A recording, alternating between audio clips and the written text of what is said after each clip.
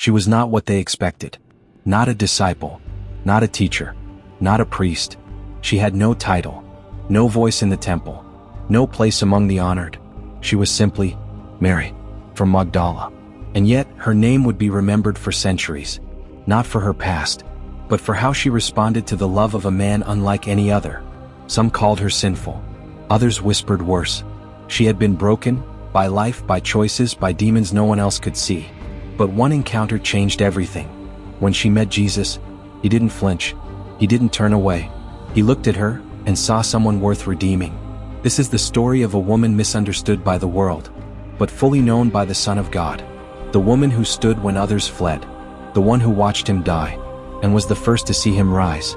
This is the story of Mary Magdalene, the woman who touched the heart of Jesus. The town of Magdala rested near the Sea of Galilee, bustling, busy. Fishermen called out from their boats. Traders bargained. Children played in the narrow alleys. And somewhere among the crowd, Mary walked alone. She was known, but not in the way she hoped. Whispers followed her like shadows. She's unclean, possessed, cursed. Some crossed to the other side of the street when she passed. Others stared too long, for all the wrong reasons. Mary carried shame like a cloak she couldn't take off. Not all of it was earned, but none of it would leave her. At night, the torment grew louder. Visions, voices, screams inside her mind that no one else could hear. 7 demons, 7 chains, binding her spirit, haunting her thoughts. Each one a reminder. You are broken. You are ruined. You are too far gone. She tried everything. Offerings at the temple. Herbs, healers, silence. Nothing worked. And deep down she began to believe the lies. That she was destined to remain in darkness. But something in her still hoped. Even if it was just a flicker. A spark that hadn't died. Until one day, word spread through the town. A man was coming. A man who healed the blind. A man who spoke and demons obeyed. A man who touched lepers and walked among the outcast. And for the first time in years, Mary ran toward the hope, instead of away from the pain. The crowd had already gathered by the time Mary arrived. Dust filled the air. Voices murmured. Some pushed closer to see the teacher. Others held back, unsure, skeptical, even afraid. Mary stood on the edge. She saw him. Not tall, not intimidating, just present. He wasn't shouting like the preachers. He wasn't decorated like the priests. He was calm, focused. And when he looked at the people, it wasn't with judgment. It was with longing. Mary's heart pounded. She felt the demons inside her shift, resist, panic. They knew who he was. And then, as if he had been waiting for her all along, Jesus turned and looked directly at her. Their eyes met. No words, no crowd, just a moment. And in that moment, Mary didn't feel exposed. She didn't feel ashamed. She felt seen. Jesus walked toward her. The people stepped back. He didn't ask her name. He didn't list her sins. He simply stretched out his hand and spoke with quiet authority. Leave her. The voices screamed. Mary fell to the ground. Tears, trembling, darkness breaking. And just like that, the torment stopped. Silence. Real silence. Not the absence of noise, but the presence of peace. Mary gasped. The first free breath of her life. She looked up, expecting to see scorn, but all she saw was mercy. From that moment, Mary never looked back. She had no title, no role, no invitation, but she followed him. She walked behind the disciples, at first uncertain, always quiet. But Jesus never turned her away, never asked her to leave. In fact, he welcomed her. Mary listened as he spoke in parables. She watched as he healed the sick, touched the untouchable, and forgave the unforgivable. And with every miracle, with every act of compassion, Mary saw a glimpse of the one who had set her free. Her devotion wasn't born from duty. It came from gratitude. Deep, trembling, soul-changing gratitude. She served where she could. She carried water. She comforted others who came broken like she once had. She stood at the edges of crowds, but her heart remained at his feet. She wasn't just a witness to his ministry, she was a participant. And while many questioned who he was, Mary already knew. He wasn't just a teacher, not just a prophet. He was the one who spoke and darkness obeyed. So when others followed with curiosity, Mary followed with conviction, because he hadn't just changed her life, he had rescued her soul. The house was full. Men spoke loudly. Religious leaders exchanged glances, some curious, others cold. Jesus had been invited to dine, but not to be honored, only watched, tested, judged. Mary stood outside holding a small alabaster jar. Her hands trembled. She knew what people would say, what they always said. But this wasn't about them. This wasn't about shame. It was about him. She pushed the door open and stepped into the room. The conversation stopped. Gasp, whispers, raised eyebrows. Some recognized her immediately. The sinner? Mary didn't look at them. She wasn't there for them. She walked to Jesus, knelt behind him, and wept. Her tears fell on his feet, washing away dust and silence. She wiped them gently with her hair, the very symbol of her womanhood, now laid down in humility. Then she broke the jar.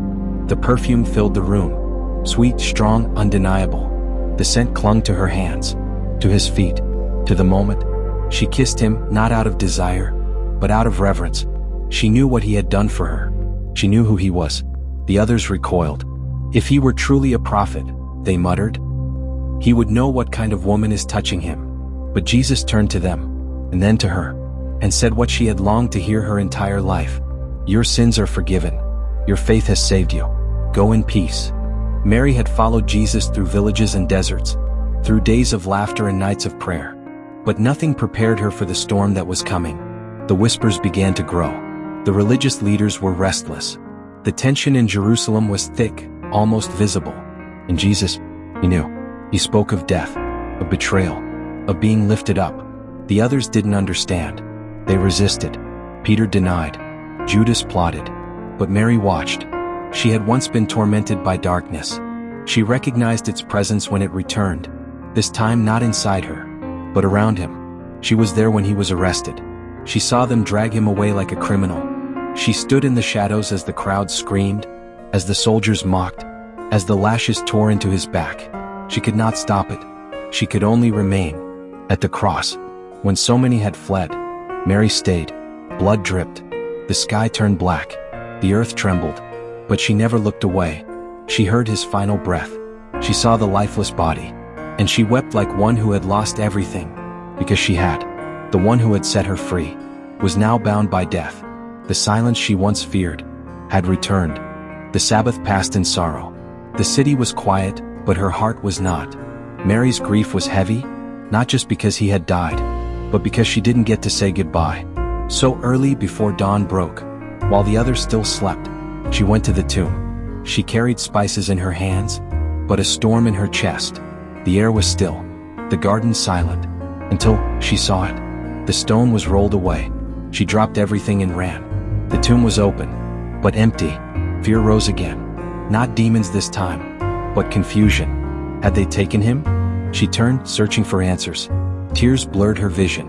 And then a voice. Why are you crying? She thought it was the gardener. Sir, she pleaded, if you've taken him, tell me where. But then he said her name. Mary. And in that one word, the world shifted. She knew that voice, that presence, that mercy. It was him, alive, oh, glorious. She fell to her knees, tried to cling to him. But Jesus looked at her with love and said, do not hold on to me, for I have not yet ascended to the Father. Instead he gave her a task. Go, tell the others.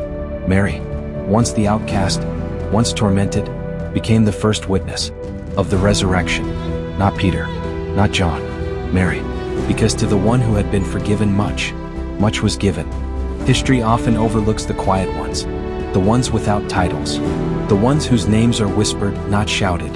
But not this time. Mary Magdalene's name echoes through the centuries, not because she was perfect, but because she was transformed. She was the first to arrive at the tomb, and the first to proclaim the greatest truth humanity has ever heard. He is risen. Her past didn't disqualify her. It prepared her. She knew what it meant to be bound, and now she knew what it meant to be free. While others debated theology, Mary embodied redemption. While others argued who was the greatest, she knelt in worship. While others doubted, she remembered his voice. She didn't write an epistle. She didn't plant a church. But she preached the first resurrection message with trembling lips and a burning heart. Her story is not one of scandal, but of salvation. Not of shame, but of glory. Because when Jesus looks at a person, he doesn't see what the world sees. He sees the heart. He saw Mary. And through her life, we are reminded, no one is too far gone. No story is too broken. No darkness is too deep, because the light of Christ can find anyone and make them whole.